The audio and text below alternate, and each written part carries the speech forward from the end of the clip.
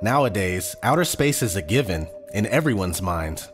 It's virtually in every movie, video game, comic book, novel, and even music and TV shows, causing mostly everyone to believe in outer space without question, even though they have never been there or seen it for themselves. Did you know that we are told that a mere 536 people have been to space, with only 24 of them traveling beyond low Earth orbit? That's barely a drop in the bucket as far as the entirety of Earth's population is concerned, and one of the funniest things is that all 24 people that have supposedly been past low Earth orbit come from the Apollo missions that took place between 1963 and 1972.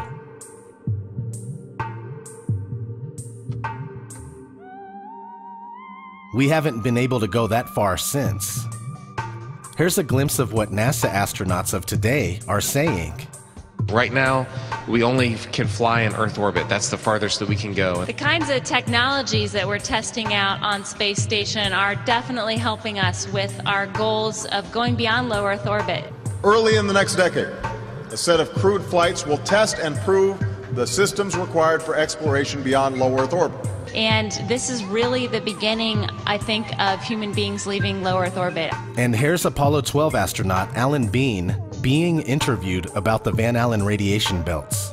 Any ill effects from the Van Allen radiation belts?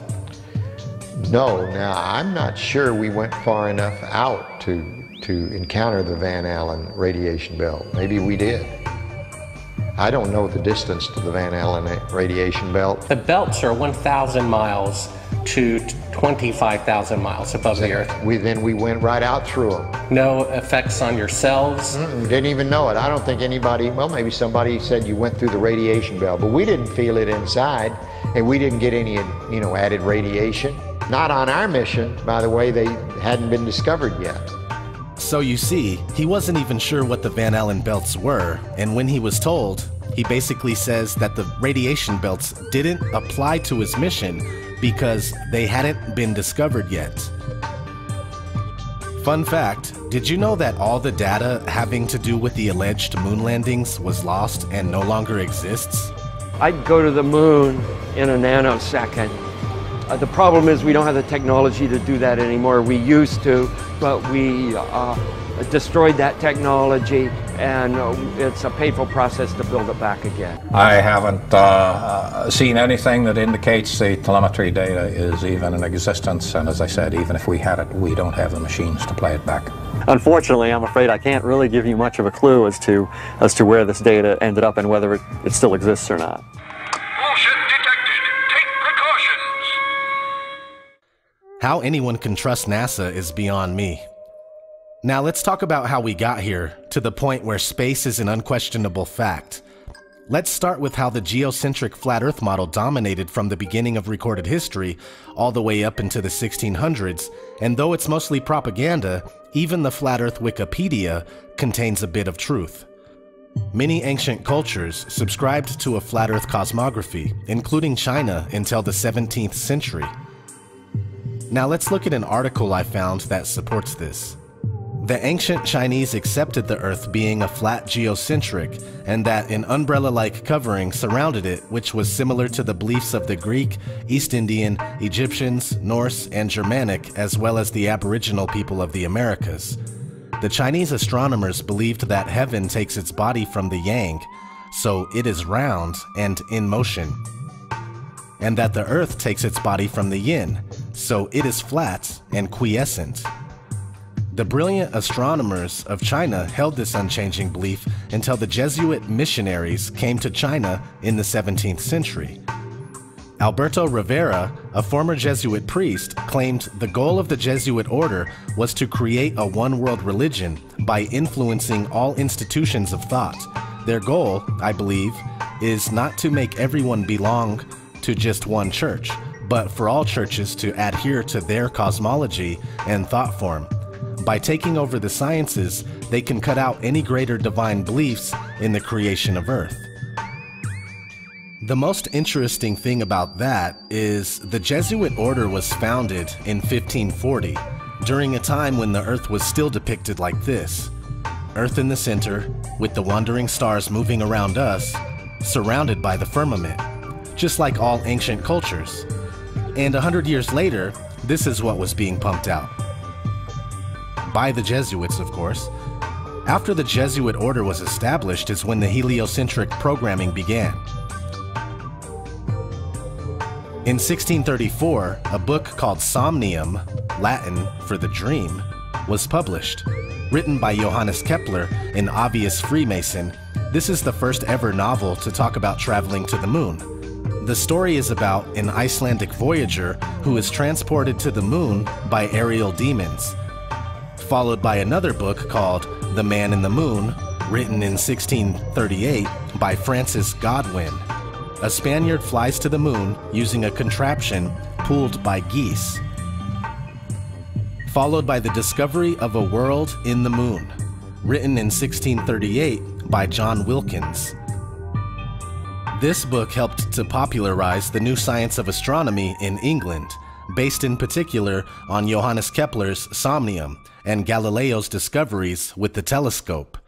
This is particularly interesting because modern refracting telescopes are based on a design proposed by Johannes Kepler, and the Jesuit Brotherhood is directly responsible for first spreading the said telescope technology in the 17th century. And the list goes on as far as books dedicated to a trip to the moon.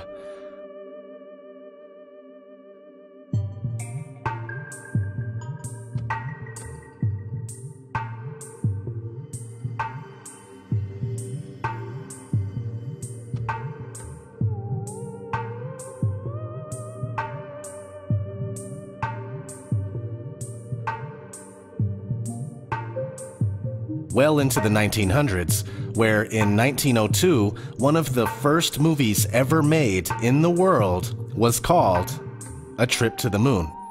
From there, the programming got increasingly faster with each decade until it became yearly and even weekly and then daily. Science fiction comics exploded in the 1930s.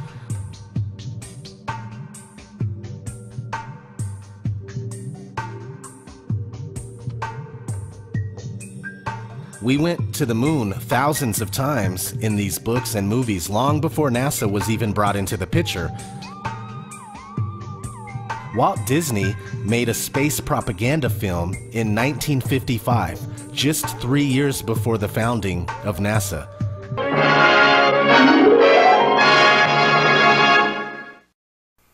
Here to introduce you to this new series is Walt Disney.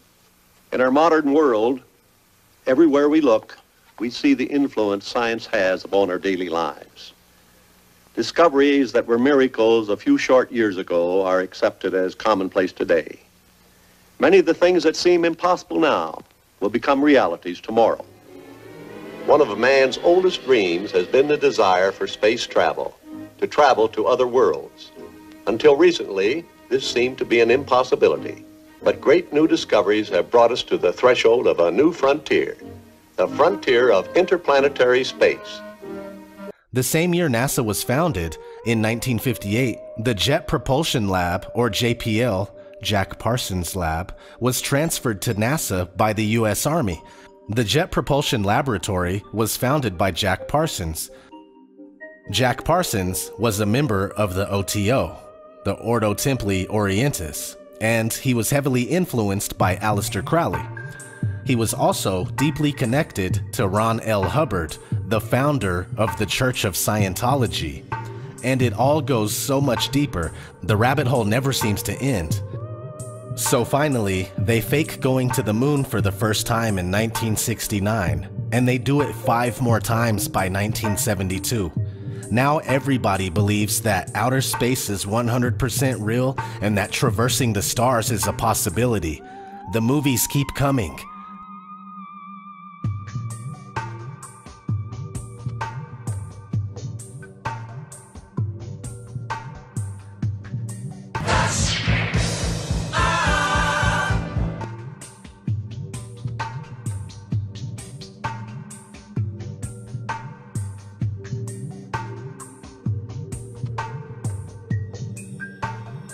The TV shows.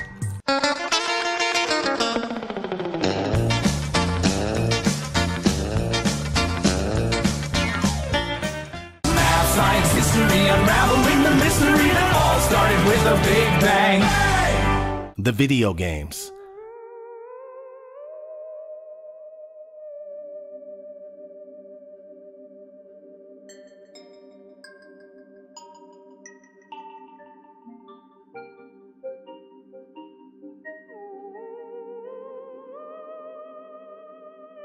The music videos.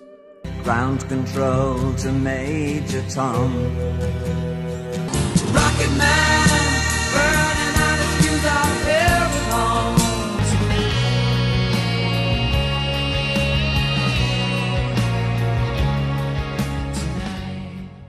And here we are today. We haven't faked going into deep space in almost 50 years. We just continue to believe in it simply because that is what we're seeing on that screen. I go to the movie theater sometimes, and every single time I go, this ad for the movie theater plays before the movie. Check this out. Thanks for coming with me tonight. No, I love robots. So, what's your favorite movie? In space. In space. With zombies. You get 2 Cokes and a popcorn. So, what's your favorite movie? In space. In space. With zombies.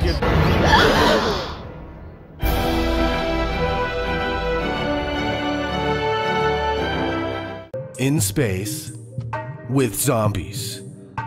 Yeah, you got that right. Outer space is for zombies.